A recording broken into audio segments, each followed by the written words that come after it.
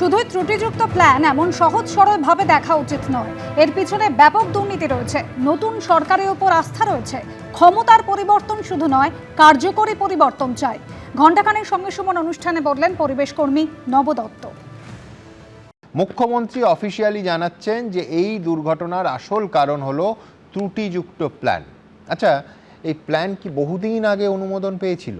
একেবারেই না। এই বিল্ডিং প্ল্যান অনুমোদিত হয়েছে এবছরে 17ই জানুয়ারি। অবধারিতভাবে পরের প্রশ্ন হবে, এই ত্রুটিযুক্ত প্ল্যান অনুমোদিত হওয়ার পেছনে কি স্পষ্ট দুর্নীতি রয়েছে?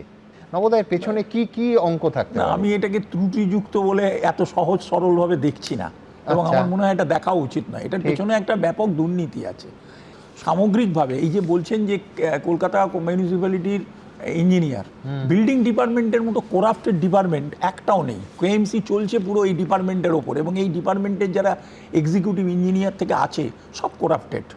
একটা ডিপার্টমেন্টের একটা অফিসই আছে, সেখানে টাকা পয়সা শুধু লেনদেন হয়। মানে কলকাতা মিউনিসিপ্যালিটিকে বুঝতে গেলে পরে বুঝতে হবে যে কলকাতা মিউনিসিপ্যালিটির বিল্ডিং ডিপার্টমেন্টকে বুঝতে হবে। আপনি যদি দেখেন একটা বিল্ডিং বানাতে গেলে কতগুলো গার্ড আছে, তার মধ্যে একটা বড় গার্ড হচ্ছে ফায়ার অডিটের খুব জরুরি বিষয়। তো ফায়ার অডিট হয়েছে নাকি ওখানে? কেন হয়নি ফায়ার অডিট? এই প্রশ্নগুলো দিতে হবে। ত্রুটিযুক্ত বলে এড়িয়ে গেলে হবে না। বর্তমান সরকার নতুন এসছেন এবং সবে এসছেন, আমার কোনো বক্তব্য তাদের সম্পর্কে থাকবে না। তাদের প্রতি আমার আস্থা আছে এবং ভরসা আছে, রাখছি তাদের ওপরে। এটা একটা মানে একটা করাপশনের একটা ইকোসিস্টেম, এবং এই নেক্সাসটাকে আপনাকে বন্ধ করতে হবে যদি সিরিয়াসলি কিছু হয়। ক্ষমতার পরিবর্তন তো শুধু নয়, পরিবর্তনটা সত্যিকারের একটা মানে কার্যকরী পরিবর্তন চাই।